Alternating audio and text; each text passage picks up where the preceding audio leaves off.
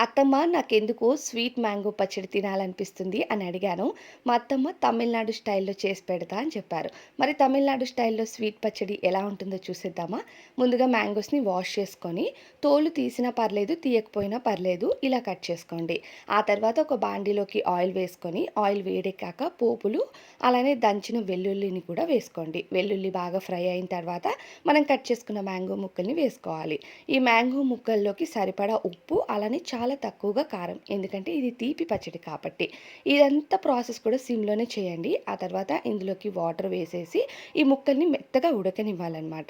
ఆ తర్వాత ఈ ముక్కలకి సరిపడా బెల్లాన్ని తీసుకొని దాన్ని బాగా దంచేసుకోండి.